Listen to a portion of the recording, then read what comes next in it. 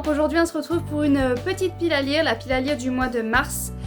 J'en ai fait une petite parce que je sais qu'il y a d'autres livres que je vais lire au cours du mois de mars, donc je me suis dit que je ne me mettais pas trop de lecture parce que sinon je ne pourrais pas tout lire.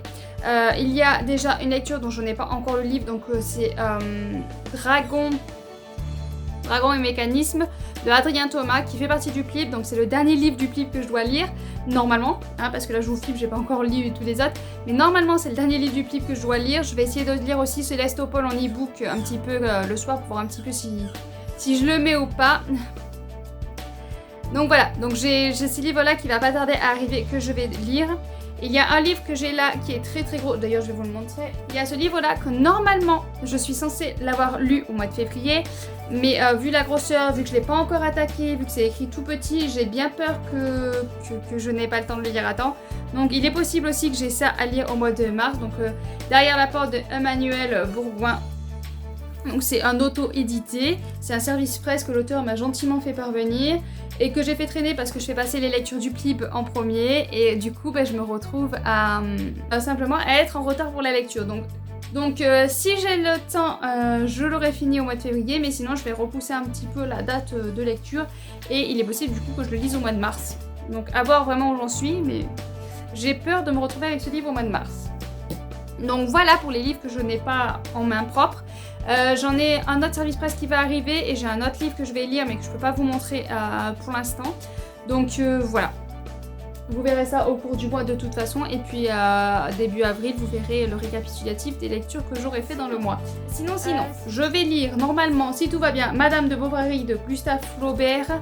Là c'est les éditions, la collection Cranford, mais bon, après n'importe quelle édition fait l'affaire parce que j'ai mis sur le Discord que je voulais lire des classiques et donc dans ces classiques là pour le mois de mars j'avais mis Madame de Bovary, donc je vais pouvoir enlever le papier.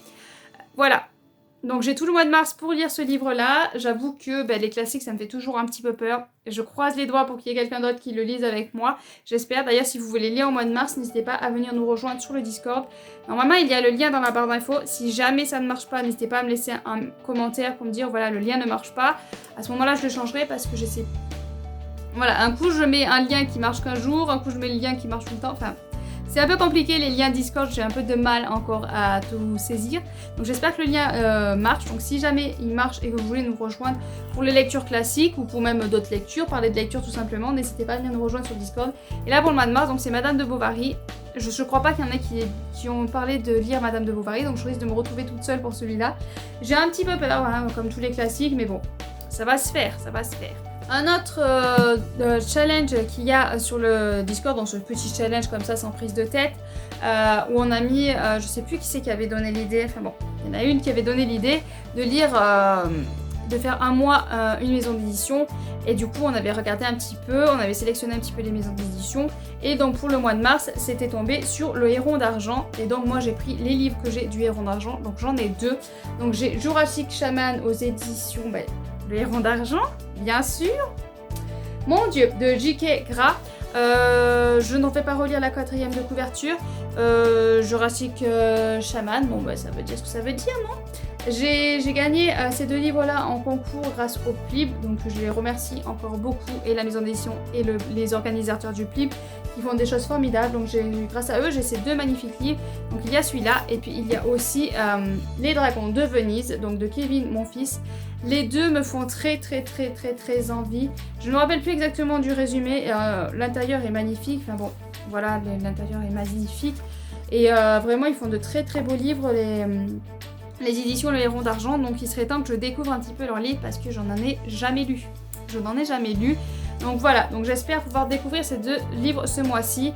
Au moins un, hein, ce serait bien. Mais si je peux lire les deux, c'est encore mieux. Et donc, comme on est au mois de mars et comme ça arrive sur la fin de l'hiver, je me suis dit que j'allais caler deux livres qui sont vraiment ciblés hiver-hiver et qu'après, ça va être compliqué de les lire en plein été quand même, ce serait un petit peu, voilà, un petit peu déplacé. Donc du coup, j'ai mis Les Entraves de l'hiver de Jenny Bergier aux éditions Plume Blanche. J'ai vu que là, il sortait les... je sais plus le titre, c'est sur le printemps. Donc celui-là, il faudrait que je le lise là assez rapidement. En plus, c'est écrit assez gros, il est très court. Donc ça devrait le faire, hein. On est avec Jack Frost. voilà, je vous ai dit dans des autres vidéos que les histoires sur le Noël, sur l'hiver, ne m'enchantaient pas plus que ça. Mais par contre, dès qu'on dit Jack Frost, moi de suite, je saute dessus. Et c'est d'ailleurs aussi pour ça que je veux lire celui-ci. Voilà, Là où réside l'hiver de Laetitia Arnolds aux éditions Twinkle. Pareil, on est avec Jack Frost. Voilà, c'est un hardback celui-là. J'ai participé à une campagne Ulule. Je suis ravie d'avoir participé à cette campagne Ulule parce que du coup, j'ai réussi à avoir des choses magnifiques. Magnifiques. J'ai le marque-page aussi avec. Voilà, enfin magnifique. Le livre est magnifique et j'espère que dedans, ça sera aussi magnifique. Il est un petit peu gros, hein, mais j'ai espoir de pouvoir le lire en ce mois de mars. Parce qu'après, bon, on va arriver dans le printemps et ça sera un petit peu en dehors quand même du schmilblick, parce que bon, lire ces deux livres-là au printemps, ça me dit moyen. Voilà, c'est vraiment des livres, ceux-là, que j'ai envie de lire en hiver. Donc bon, là je regarde dehors, il y a déjà un bon soleil, il fait très chaud, mais je me dis que bon, mois de mars, il va quand même avoir un petit peu, il y a des chances qu'il fasse encore un petit peu frais, un petit peu de pluie, donc on devrait être dans le thème. Mais c'est vrai que voilà, si je les lis pas maintenant, je pense que je les reprendrai pas avant octobre-novembre, donc ça serait un petit peu dommage. Donc voilà pour cette petite pile à lire. Je n'en mets pas plus parce que je sais déjà qu'il va y en avoir donc 2 autres qu'il va falloir que je lise en plus. Et qu'il y a des dragons et mécanismes sûrement que je n'aurais pas encore lu. Donc il va falloir que je lise aussi ce mois-ci. Qui fait 600 pages. Donc je pense que déjà avec cette pile là, ça fait une grosse pile déjà pas mal. Je suis en train de voir que je suis en train de vous spoiler la pile à lire des petites lectures. Voilà, mais c'est pas grave, Bon allez, sur ce, je vous laisse. N'hésitez pas à me dire ce que vous pensez lire au mois de mars. Et puis je vous souhaite de bonnes lectures bien sûr et à bientôt.